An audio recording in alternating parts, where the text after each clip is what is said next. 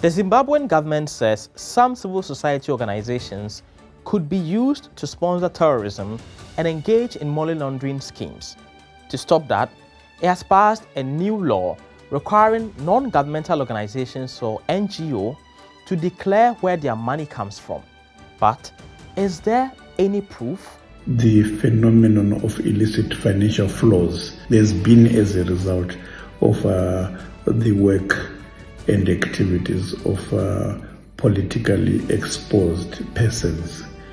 There has never been a single prosecution for illicit financial flows of any NGO leader, any member of the civil society since independence in 1980. The new law, known as the Private Voluntary Organizations Law, or the PVO law, has sent shockwaves through Zimbabwe's civic sector. We are not going to register to a draconian piece of legislation because registering itself, it means that we are legitimizing an unjust law. So are Zimbabwean NGOs involved in terrorism financing, or is this about something else? Welcome to the flip side.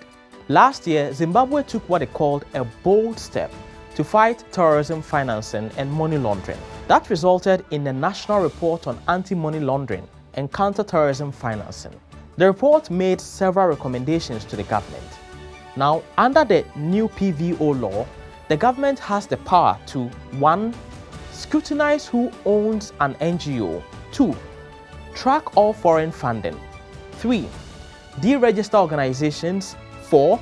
Seize their assets and shut them down entirely. Already, the European Union has suspended its budget funding to Zimbabwe over this law, warning that it undermines freedoms of association and expression. So what does this mean for ordinary people?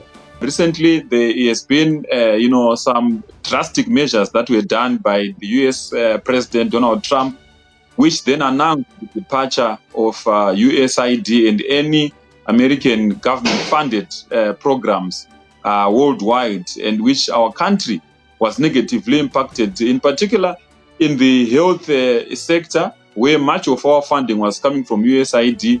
And now the announcement by the EU ambassador on their cancellation of the programs on Zimbabwe is going to further cause devastating effects to our economy, to the development of the country, but more importantly to the ordinary Zimbabweans. The law in its current form could be disastrous for civil society organizations.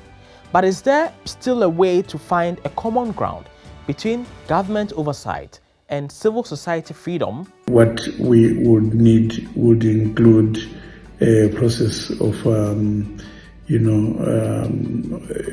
focusing on oversight and not on control.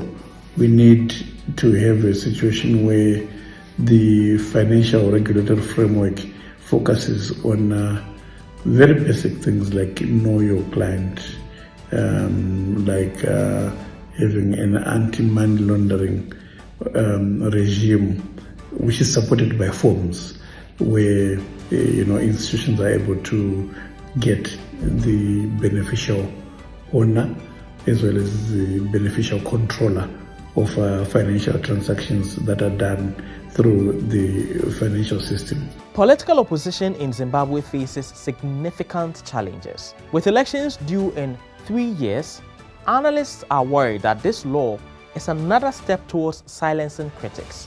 But the law has already been passed. So what can civil society do now? The first one, we are trying to look at the legal ways available to challenge the constitutionality of this piece of legislation so that we check if it's in tandem with our constitution. I know that it's not, and we are going to challenge its constitutionality. Secondly, we are also going to use other constitutionally available processes to challenge this act, if it means in terms of demonstrations, if it means in terms of other advocacy initiatives.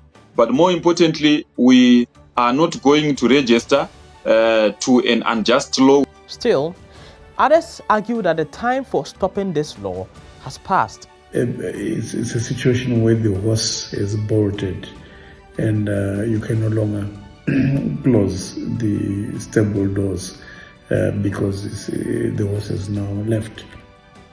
So I think we're in a situation of one, compliance with the law, and then two, long-term advocacy that may result in further amendments of the Act. While the PVO could enhance national security and reduce crime, experts are worried that it could be instrumentalized to clamp down on civil society. And that's the flip side.